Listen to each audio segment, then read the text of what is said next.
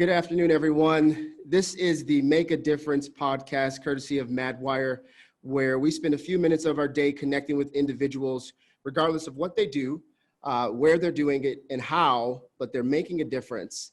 And we spend a few minutes with them, highlight them, give them a platform, and connect and hear, celebrating the wins that people are out there making a difference. The news today would have you believe otherwise. And Farra, my co-host, I am Darius Bell. And we have the privilege today of having Mitch Majeski from Peak Solutions. Now, they are a leadership consulting firm based out of Fort Collins, Colorado, Northern Colorado region. And they particularly have an emphasis on building leaders who are equipped to build healthy organizations. And so, Mitch, it's a pleasure to have you today. It's good to see you guys. Great to be here with you. Absolutely, absolutely. Now, the way this works, Mitch, this is going to be free flowing. It's going to be organic. We don't have a script. You're a real person. We're real people. We got curtains in the background and everything else. So we just want to connect with you today. So tell us a little bit about what you do as a part of Peak Solutions, the heart behind Peak Solutions, and that lane in which you and other individuals are actually striving to make a difference. Yeah, well, like you mentioned, we're focused on leaders in organizations at all levels.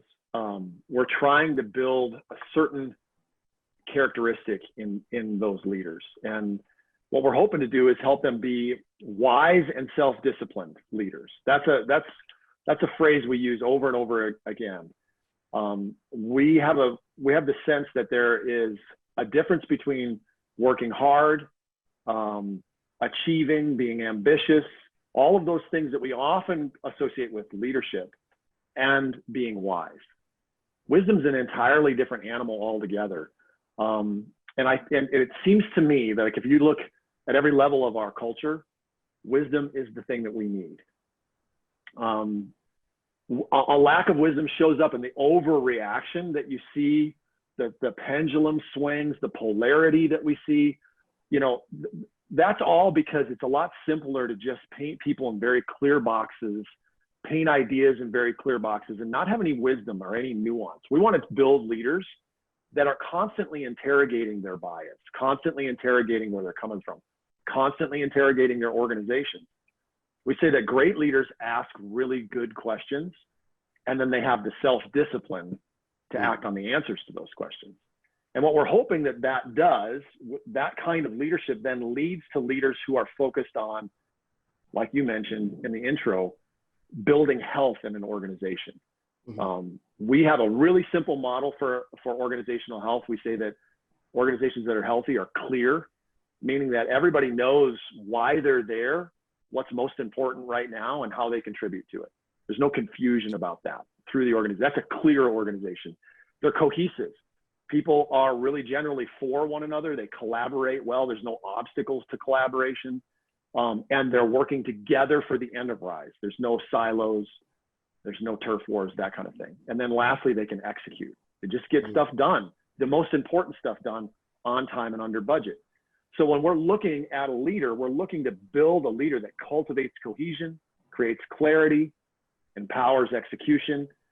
And they do that with wisdom and self-discipline. If they can do that, they can make a difference wherever they're at. Often we get this, I can't lead because of the constraints. I'm maybe a mid-level manager, or I have a board that I report to, or the market conditions, won't let us go a certain direction. It's always this, they, them, and those guys. And what we're trying to do is not leave any room to hide. We can all lead, we can all be wise, we can all be self-disciplined, we can all focus on the health of our organization. We think it's a really empowering message, and it's one that's evergreen. You can step in anywhere at any time. And if you're healthy, you'll be productive, you'll make the money. You won't have the turnover, you'll have high employee engagement. It'll be a great place to work. And so that's what we're focused on. Interesting. So because my immediate question then becomes, identification, how do you begin to transition people, training, all of those things. But before we even sort of cross that bridge, I have the privilege of knowing you a little bit personally, Mitch. Guys out there, I know Mitch personally. He's one of my favorite people who I've had the privilege to know. But how do you end up being in this role, making the difference in the capacity in which you are doing it with Peak Solutions? How did you get here? Well, you're teeing me up to tell my story a little bit. It's a little bit of a crazy journey here. We want to hear your story. So I moved to Fort Collins in 1995, and I moved here with my wife. We'd been married for 4 years to go get a graduate degree in civil engineering. So I started my professional career as a civil engineer. I worked as a civil engineer while I was getting my graduate degree. I got that graduate degree, worked for a couple of years after that in civil engineering. I worked on dams and structures and those kinds of things. While I was doing that, I got involved with a local church here in Fort Collins, and I started sensing maybe an opportunity for me to expand my influence through leadership. And it was really easy to see how that would work in that context as opposed to being, an entry-level project engineer.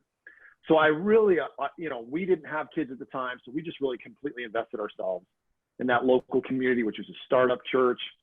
And I kind of discovered some things along the way that I really enjoyed and that I had some capacity for in terms of leadership. And eventually, that, just to make a long story bearable, that led to me changing careers. And I started working there at that church, some of the most difficult conversations in my life, telling people that I was leaving my career as a civil engineer after getting my master's there, and I was going to become the church secretary, which is exactly what I did for a church of about 120 people. And that was a great starting point for me because, I had delusions of grandeur about leadership, and I was going to step in and change the world. And that was a good thing to just be, kind of in a humble spot there and learn how to serve other people and learn how to make other people successful for a season. Eventually I became a pastor and then was actively involved in that church for a while. But then, this desire to continually have an impact led me to be more actively involved with our community. So I was this pastor that was pastoring this local church, but also a convener of a lot of different entities to try to do good here in Fort Collins. And so whether it was working on issues around people struggling with homelessness or affordable housing or emergency things around fires, we were rallying different entities, churches, city government, businesses to try to bring good together. And I enjoyed that a ton and learned about leadership in that context as well. Eventually, so much so that I got to the point where I realized, I don't know if I can be at the center of this one organization and have all of this desire to build bridges to all these other organizations.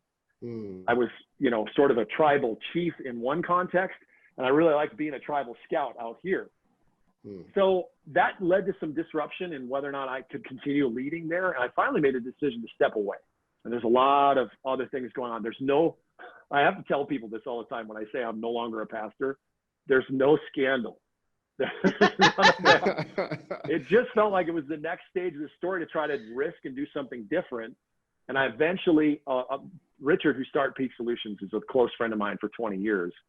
And he said, I think you could apply what you're learning in the context of organizations.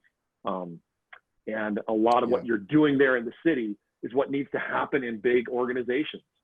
All the silos we hear talking about, it's just the same thing. You got a different entity here, a city government, a business, a church. You're trying to bring those together. Well, you got the technical department, the product development department, the operations department, the finance department. They all got to come together. And so he gave me an opportunity with a small software company to start investing in a leadership team there and coaching them and trying to help them get their head around leadership. And it was a total risk on his part. I mean, honestly, it was a crazy idea for him, and it worked out. And I've really found like this is the next chapter, and I'm really excited about it. That's awesome. What a story. Awesome. Love that. Yeah, for sure. You mentioned leadership and leaders being humble and having humility. And I think that that's such an important part of leadership in itself, because we always at Madwire, our leadership team is constantly being reminded to stay humble, be humble, and we can't get cocky about things. We got to stay humble all the time. How do you see humbleness? And how do you teach that to leaders who might be on the opposite end of that and more of, let me back up for a minute. So the other thing that we like to say at Madwire is that leadership is something that you can have without the title, right? You can be a leader and not have a leadership title. It's more of a feeling, a being, an attitude, not so much a title. So, and sometimes we see the most humble leaders developing in that sort of role before they have a title. So how do you teach maybe somebody who's been in leadership, who's been given the title for many, many, many years? How do you teach humbleness? Oh, man. Well, if I had an answer to that, I would have a lot more money. It is a professional hazard that when people have spent a lot of time in positions of authority, and here's the deal, they didn't get there by accident. And we tend to move just naturally away from criticism. The further we get into our career, the more we want to kind of arrive. There's that force of gravity. So when you combine all of those human elements, especially in successful companies and successful organizations, it's really hard to take a look at a leader and say, hey, it's time for you to check yourself. There's things that you think you know that you don't know. That's really, really difficult because, by the way, as a consultant, who am I? I worked with probably one of the most unhealthy leaders I've ever, by anybody's standard. My 14-year-old daughter kind of could have been the consultant to this senior team. The founding president, the founder of the company and the president was a disaster, and everybody knew it. And you didn't have to have a whole lot of discernment to see that. And he was a classic example of this. He had built something from the ground up, and it was, billion-dollar organization in revenue. They were making tons of money in EBITDA. It was just, they were printing money. It was crazy, but it was teetering on the brink. And if you ever want to make somebody humble, if they can be humble, I have them read How the Mighty Fall by Jim Collins. He wrote it in 2008, 2009. He talked about all these great organizations. Remember, he wrote Good to Great. All these great organizations that then eventually fell. Well, they all fell for one reason: hubris. When they were still killing it, signs of their demise were starting to show up, like customer sat issues, competitors out of nowhere, turnover and churning. And people would bring this to their attention and say, hey, do you see Blockbuster, that Netflix is gonna swallow you up? Do you see that? Do you see this? You can name all of them. Mm-hmm. And their response universally was, what are you talking about? Have you seen the last 3 quarters? We're still up and to the right. And what they didn't see is that the impending demise that was going to go down and to the right was just around the corner. They don't have the advantage of history. They only saw that moment in time. Right. And man, I'll tell you that I see that happening over and over again. Back to this president that was really, really unhealthy. I said to him, there are some things that are really putting this entire beautiful thing that you've built in jeopardy. And I don't just mean the money. I mean all these people that you obviously have to care about, and other people care about. There's 300 plus people here. And the biggest vulnerability is you and the toxic environment you're creating in your senior management team. I've been witness to it for long enough to know this thing blows up and the expertise in this room decides to go somewhere else. This whole thing just disappears very, very quickly. And he looked at me and said, it's interesting. Have you ever built $1 billion business in your life? Oh boy. Well, so then that's fitting. So, the aspect of teaching humility, right? That's okay. That's a challenge in and of itself. But when you're talking about maybe the worldview or perspectives, mental constructs of the relationships, leadership, those whom they're leading, those whom you're serving in the market, maybe you can bring some value here in the sense of touching on some of the misconceptions or just there seems to be, at least from our perspective, a lot of the writing is on the wall. We can see this in culture. We can look through the last 30, 40 years of business history, and there's been an emphasis on the profit aspect over the people aspect. But that's pretty wide and sweeping. And so maybe from your perspective, perspective, talk through some of the misconceptions about the relationships or how leaders function with those whom they lead and building those healthy relationships. I love that you said mental construct. There is a fundamental switch in mental construct that has to happen around leadership. And honestly, nobody's captured it better here recently, just out of the blue, than Patrick Lencioni. Wrote a book that he wishes would have been his first management book. You know, he's written a bunch of management fables. The 5 Dysfunctions of a Team is his most popular. But his most recent book is The Motive. And I just got to give credit to him here. I mean, he just nailed it. I think this is the construct that has to switch. He says there's 2 different motives for leading, fundamentally. People lead because they see it as a privilege and an opportunity to earn rewards that, you know, over time, and then just receive those rewards, the reward-centric leadership position. And then he said there's another posture that's a responsibility-based posture. And I think he's right on the money. When we talk to leaders, no matter where they are in the strata, no matter where they are in their career, we always begin with a question. The most important question you can ask is, what's required of me? Not what's owed to me or what's required of somebody else. Just a fundamental switch to say, leaders take personal responsibility. They're the very first person to interrogate themselves and their team and take responsibility for what they see. That's what leaders do. That goes back to the wisdom thing. Wisdom asks wise questions. And you know, you get wisdom because you're humble, and you're humble because you start with yourself and you're responsible. And we have got to make a massive shift in how we view leadership. Leadership, at the end of the day, here's the bad news about leadership. If you're going to just look at what you get out of it versus what you put in, I'm telling you, the balance sheet is in the red there. In a lot of ways, the balance sheet is in the red. It's not in the black. And we got to be able to step back and say, am I willing to be in the red for something greater? Maybe even for something I don't even get to see. And you got to rely on a whole different set of values, a whole different perspective, but it's got to start with, I've been given a stewardship. What's required of me? And if we can get people to ask that question regularly and have that posture, they will grow in humility and therefore wisdom and therefore leadership. Absolutely.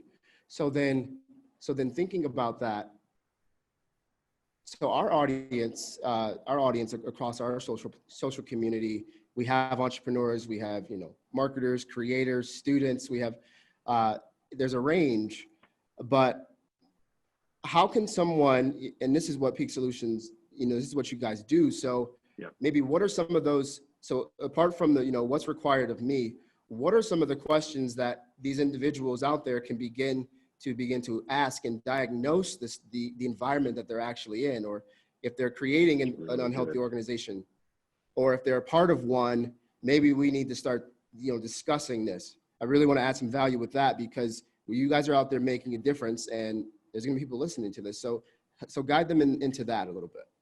Well, let's do that. And coincidentally, I just made a list of questions yesterday to answer that question. We have not, folks, this has not been predetermined, you know, like this has not been pre-planned. Mitch is not a plant. No, I have actually, for another client, was working through that very question.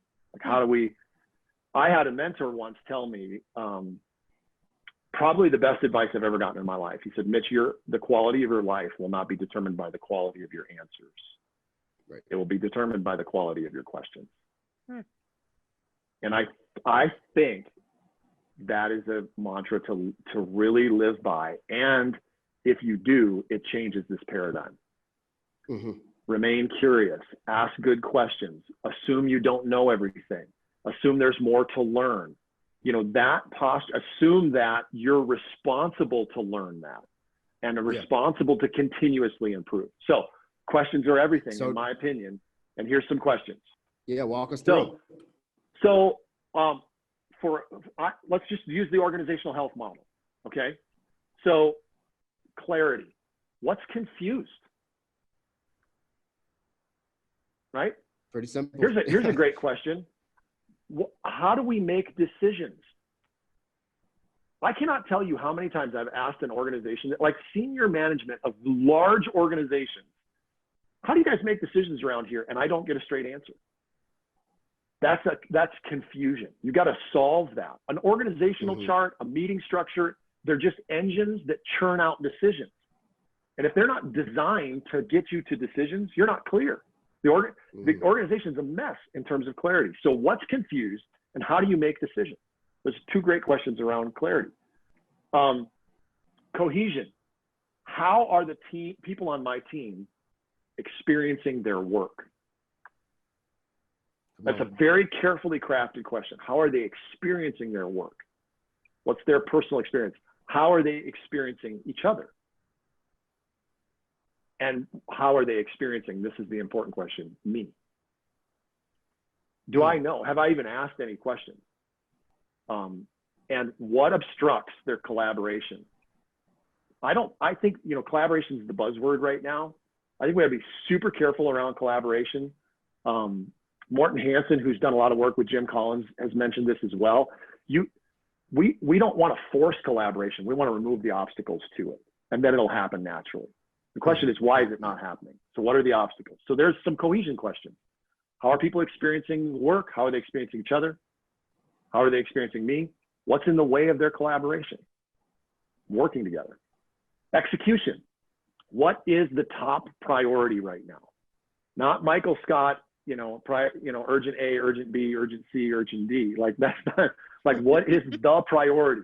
And if you have to shrink the time scale to a month, fine. But we've got to have a focused priority. And what's in the way? What opposes that priority? It feels like there's this natural force of gravity against what's most important and what should be the priority. It feels like we're always fighting to get to that. So we got to name it and then also name what's in the way. And then how do we build some focus when we know that there's this always in the way? How do we keep our eye on the prize? Those are important execution questions. And those are general, right, on purpose, so you can apply them to a variety of different places. But if you just ask those questions on a regular basis, and then let's go to self-discipline. Those are wise questions around clear, cohesive, and execution. But what about self-discipline? Is there a need for my self-discipline? Am I avoiding some difficult decisions? Am I avoiding some difficult conversations? Am I avoiding difficult work? And I think if you can ask those on a regular basis, monthly planning, those kinds of things, I think you'll mine out the stuff, because all of that is where the gold is. And if I can move towards some of those things where those, answers to those questions, those wise questions, if I can have the courage and the self-discipline to keep moving forward where it looks tough, I'll have a leadership influence. Absolutely. Absolutely. So I have like 17 different questions, but, but first and foremost, when someone, you have those are the questions that make up the framework, right? But what do you see as maybe even the challenges to even beginning to go down that road? Right? Because I know I can see it, and Mitch just told me I should ask these questions, but why? Why should I even do that? Or I want to do it, but I don't know how to do that. Maybe I'm worried about my job if I bring that kind of stuff up, or whatever it may be.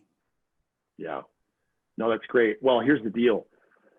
You have to create the right environment. So for the leaders, those folks that are leading on right now, people, and you want to cultivate leadership in the people that you're leading. For those folks that are listening to the podcast, listen carefully. They will never ask those questions if they don't feel safe. They will never ask those questions if they don't feel like they have a shared future with you and with their team. They will never ask those questions if they don't think their contribution is valued. Yeah. Those big things like, am I safe? Yeah, it won't matter. Am I safe?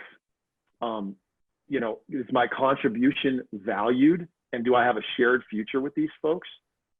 If there is an affirmative answer to all three of those things, then they'll be willing to interrogate things themselves and the team and what the organization's up to.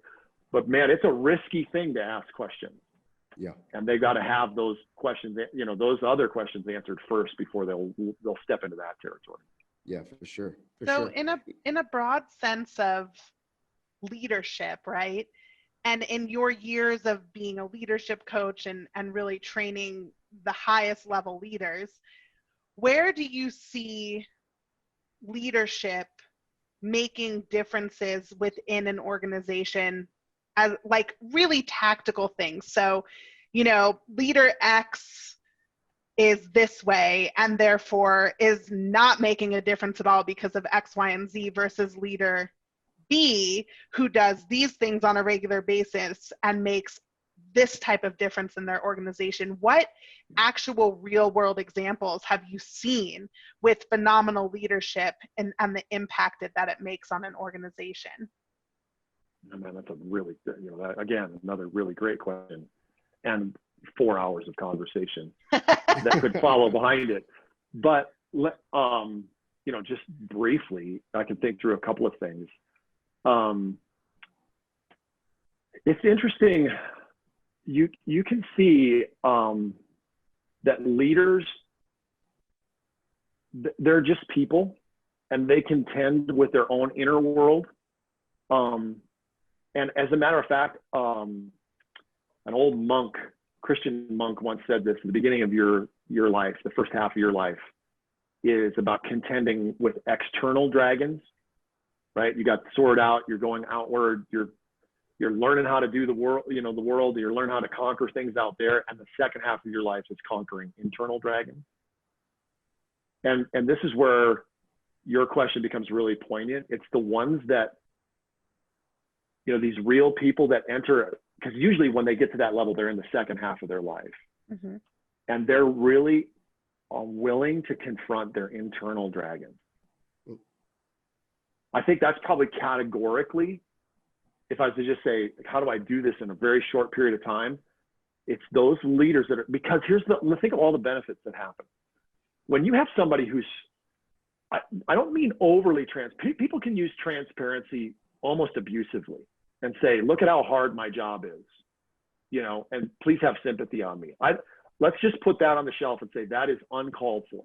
There's a lot of stuff that leaders need to hide, honestly. They are supposed to bear weight. And a lot of the, honestly, I don't mean to get political. This is what I see with a lot of our political leaders. They say it's so hard to have my job. And I just go, I don't want to hear that. I don't want to hear that, because now I'm bearing the weight for your job. Right. Mm-hmm. It's not where it's supposed to land. You're supposed to shoulder that. Now, put that to the side, subtle nuance here. Leaders that say I'm stuck, leaders that say, I don't know how to move forward next, and leaders that are willing to say, actually, the people at the front of the line in the work that we do probably know more about the business in some ways than I do now. They have more technical acumen. They're more close to what's actually happening transactionally. Leaders that are willing to say, I need to learn, I need to grow. Leaders that are willing to say, I have my limits. I'm not Superman in any form or fashion. I tell people all the time, have you ever encountered somebody who's been that transparent with those kinds of things? And people will generally say, yeah, I know a few people. Did you entrust yourself to them more or less after they did that? Universally, everybody says, well, obviously more. Right. Obviously more. But that's really clear on one side of the leadership equation and not as clear on the other side of the leadership equation. So when you're the leader, it feels like, man, I'm going to lose currency, but you only gain currency. Being fully human and contending with your internal dragons is a huge asset. It shows humility. It shows trustworthiness. It aligns people to you. And so then when you do finally get a clear direction and you say, charge, people are like, man, once more into the breach, dear friends, I'm following you. Like, that's where we're going to go. Because I believe in the person that's charging through that breach, not just the breach itself. And I think leaders, listen carefully. If you're in the last half of your life, I'm not asking you to be, looking for people's sympathy, but I am asking you to be real and to be human and to contend with those internal dragons. Mm-hmm. And when you do, you'll have a lot more cohesiveness in your immediate leadership team, which is your number one priority. You'll have a lot more ability to chart out a course and call people to a vision, which is another priority. It's only going to add to you. So, man, I'll tell you what, Farra, that could go in a lot of different directions. Yeah, I'm just going to stop right there. No, it's a great answer. That's the starting point. No, I love it. I love it. It's, I think that I think sometimes we forget that there has to be this human, we're all human. The leadership component has to be human. Yep. Building relationships is part of being a leader. And I think that if you are incapable of building relationships because you are not taking that human element of your leadership role and sharing that with people, nobody's going to trust you. Your team is not going to trust you. It just, you have to be human. I completely agree. I love it. That was great.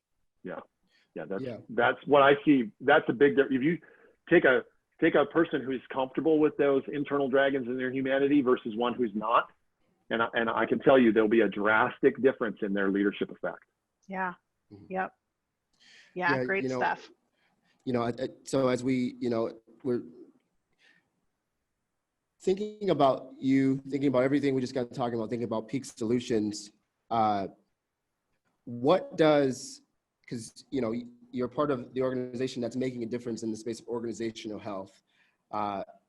Over these next couple of years, anything that you can share in terms of just the direction that you guys are going, the mission that you're on, certain things, new initiatives popping up that people can be aware of and looking at for you guys, as an organization to be consuming your material, your content.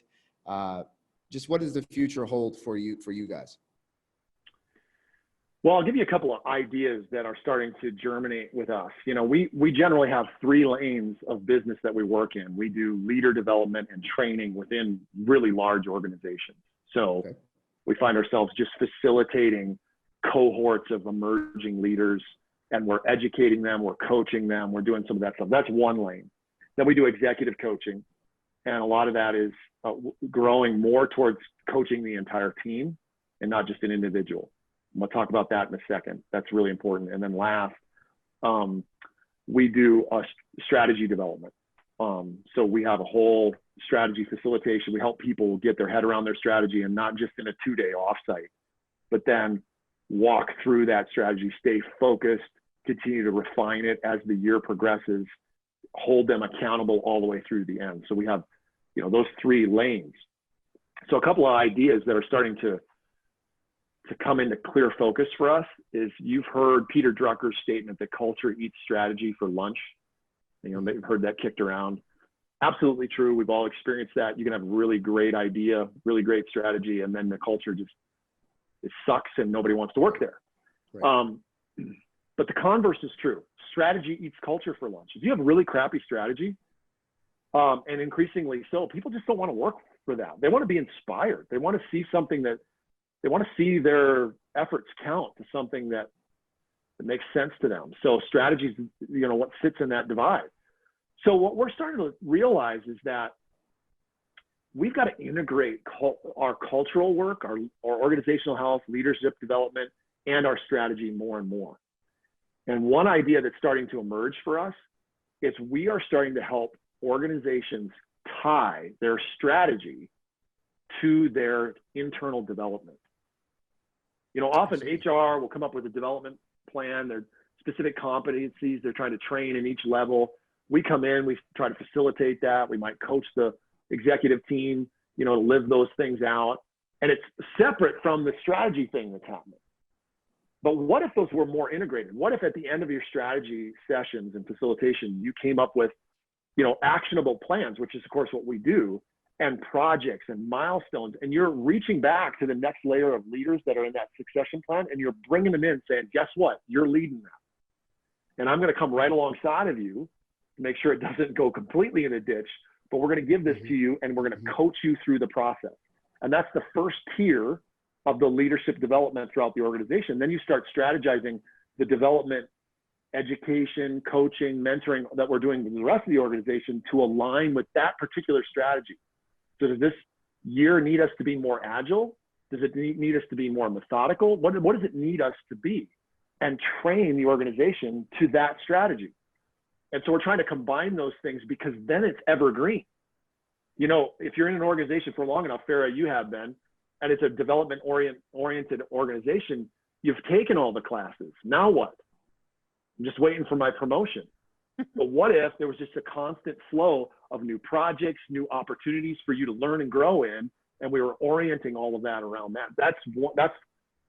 That's one hot idea. And the second hot idea for us as we move forward is you just can't coach individuals. We're kind of done with that.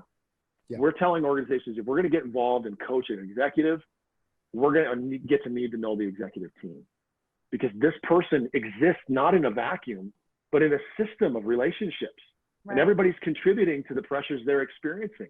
And the way, so often we get called in and they're like, will you coach, our CHRO? And the first thing I think is, how close are they to being fired? Is this the last ditch effort for this person? And is this person a scapegoat to all kinds of problems that you're experiencing as a team? I don't want to do that. Let's get to know what's going on in the team and why this person's struggling right now, because it's probably a function not just of themselves, but of the whole system. So we're going to try to do more and more of that, because here's the deal. We want to make a difference. Like, to start from the, and some of the things that we've been doing in the past, though it's noble, good work with good intentions, doesn't make a difference. We're starting to ask ourselves the question, what's actually moving the needle? And maybe there's more investment to coach an entire executive team or to connect your strategy with your development. But there's as much a danger of under investing in an organization and development in an organization as there is in over investing. Sure. And I think people make the mistake of under investing all too often. So that being said, I think that's an appropriate way to sort of wind down our time. But I do want to try a little speed round with you. Okay. Favorite book? Oh my gosh, The Brothers K by Dostoevsky. Okay. Most important book that someone under 35 should be reading right now? The 12 Rules for Life by Jordan Peterson. Okay. What else I got here? I'm winging it on this one. What's your biggest fear? Not making a difference. I mean, honestly, I know that's cliche, but let's just use the language we're using in this podcast. Getting to the end and saying, I squandered the stewardship that I had. I didn't step in and ask that question, what's required of me enough? And now I turn around and go, man, I've been given a lot, and what did I return on that investment? So I want the balance sheet to be in the red, honestly. I think that's really what, and not all the time do I want that. I have a dark and twisty side, but the better side, when it rises up, wants to have it in the red for the sake of others. Roger that. Favorite nonprofit organization in your community? Habitat for Humanity. Got it. Great organization. They do great things. I'm on the board, so that's a little unbiased or a little biased. Okay, fair. But they're fantastic. That's fair enough. Cool. Great. Well, Mitch, thank you so much for taking the time to talk with us today. Such an amazing conversation, such great advice. You're clearly doing amazing things to make a difference in organizational leadership. And thank you. Yeah, absolutely. One last little thing we tell all of our folks, we exist, if you want to sum it up, we exist so that less dogs get kicked. And you know how it goes. Like if work sucks because you got bad leadership and it's not healthy, you come home and you bring that stress home. Yep. And then there's a fight between your spouse, and then that carries on to stress with the kids, and then kids are fighting, and eventually there's the youngest doesn't have anywhere to take that stress other than to kick the dog. So we're just like, we want to break that chain. Work can be amazing and fulfilling, and it starts with great, humble, wise leaders, and that's what we're there for. Love it. Lastly, before you go, Mitch, tell us where we can either follow you, follow Peak Solutions, stay in touch with you guys, contact you to come help out our organizations. Give us that information. Yeah, you can check out our website. It's www.peaksol. It's an unfortunate, in some ways, abbreviation of Peak Solutions. So it's peaksol.com. Was the domain taken or something? SOS. I mean, it's maybe subliminal. I don't know, but it's peaksol.com. All kinds of information there. That's the easiest place to get in touch with us. And we'd love to hear from anybody who is interested in the same things we've talked about today. Awesome. And what about you personally? I am, it's a long story, but I am on Twitter, but very rarely. I am actually trying to be on a social media diet, but my Twitter handle is Mitch Majeski, and the last name is Majeski. So at Mitch Majeski is my Twitter handle. Awesome. All right, absolutely. All well, right, thanks, well, guys, everybody. Oh, you got this one. Take it away, Farra. You got it. Thanks for listening, everybody, and don't forget to make a difference today. All right, good luck, guys. We'll see you later.